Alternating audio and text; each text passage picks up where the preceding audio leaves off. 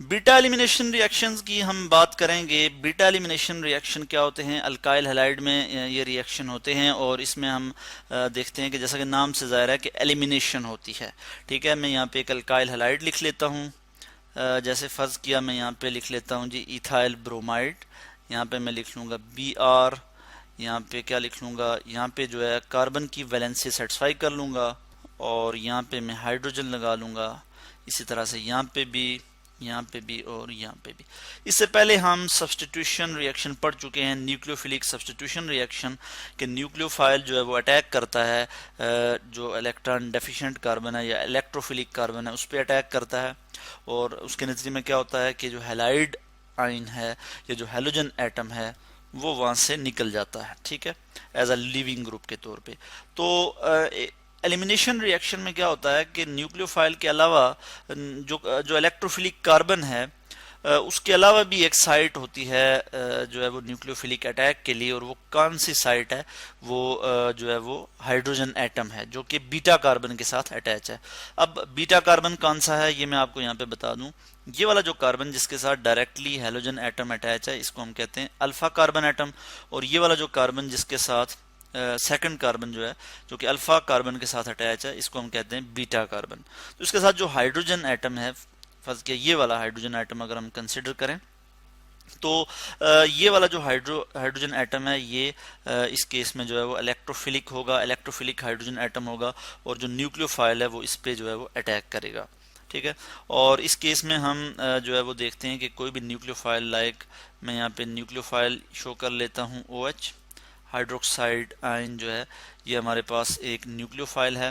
ठीक है जी, ये यहाँ पे जो है वो अटैक करेगा। किस पे अटैक करेगा? इस बीटा हाइड्रोजन एटम पे। यहाँ पे जब इस पे अटैक करेगा तो इसके इसके इसके नतीजे में हमारे पास क्या आ जाएगा कि ये हाइड्रोजन जो है ये यहाँ से अपने इलेक्ट्रॉन रिलीज करेगा और क्या होगा, ये वाला बॉन्ड यहाँ पे शिफ्ट हो जाएगा और क्या हो जाएगा कि यहाँ से जो हेलोजन एटम है ये यहाँ से निकल जाएगा। इसको मैं यहाँ पे इस तरह से शो कर लूँगा और हमारे पास जो है वो प्रोडक्ट क्या आ जाएगी, मैं यहाँ पे लिख लूँगा कार्बन, कार्बन सिंगल बॉन्ड, यहाँ पे आ जाएगा हाइड्रोजन, इसी तरह यहाँ पे भी हाइड्रोजन आ जाएगा और यहाँ पे डबल बॉन्ड आ जाएगा। ठीक हो गया, एक हाइड्रोजन यहाँ पे आ जाएगा और एक हाइड्रोजन यहाँ पे आ जाएगा। इसको हम कहते हैं ईथीन। ये क्या आ गया जी हमारे पास? ईथीन प्लस हमारे पास क्या आ जाएगा, यहाँ से हाइड्रोजन निकल जाएगा और यहाँ से ब्रोमाइड आयन जो है वो निकल जाएगा। तो ये मिलके क्या बना लेंगे, hydrogen bromide plus hydrogen bromide, मैं यहाँ लिख लूँगा HBr। तो इसको हम कहते हैं बीटा एलिमिनेशन। ठीक है, और इस केस में क्या हुआ कि जो बीटा कार्बन है इसमें से हाइड्रोजन जो है वो यहाँ से निकला और अल्फा कार्बन से ब्रोमीन जो है वो यहाँ से निकला, तो हमारे पास अल्कीन जो है वो प्रोडक्ट आ गया। तो इस तरह के रिएक्शन को हम कहते हैं बीटा एलिमिनेशन रिएक्शन। यानी यहाँ पे हम यूज़ करते हैं ये जो न्यूक्लियोफाइल है ये कहाँ से आया है जी, ये हमने किसी बेस से हासिल किया लाइक पोटेशियम हाइड्रोक्साइड। जो हमारे पास रिएक्शन कंडीशन है वो क्या है जी, पोटेशियम हाइड्रोक्साइड हम यूज़ करेंगे यहाँ पे। पोटेशियम हाइड्रोक्साइड जो है एक बेस है हमारे पास, स्ट्रांग बेस है, ये यूज़ करेंगे और किस तरह से यूज़ करेंगे, अल्कोहलिक पोटेशियम हाइड्रोक्साइड यूज़ करेंगे। ठीक है, यानी अल्कोहल की मौजूदगी में ये रिएक्शन होगा AlCOHOl, ये जो है इसकी रिएक्शन कंडीशन है।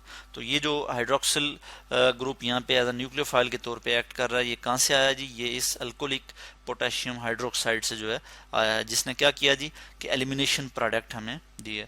तो इस तरह के रिएक्शन को हम एलिमिनेशन रिएक्शन कहते हैं। इसकी फर्दर टाइप्स हैं, इसमें हमारे पास एक टाइप आ जाती है जी E2 रिएक्शन और एक और टाइप आ जाती है जिसको हम कहते हैं E1 रिएक्शन।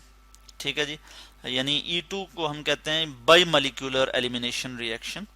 क्या कहते हैं जी, बाई मॉलिक्यूलर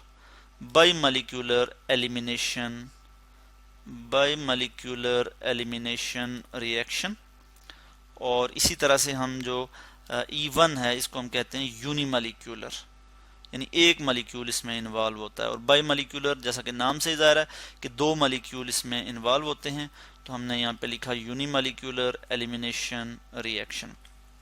तो इनको हम फर्दर स्टडी करेंगे अलग से नेक्स्ट वीडियो में।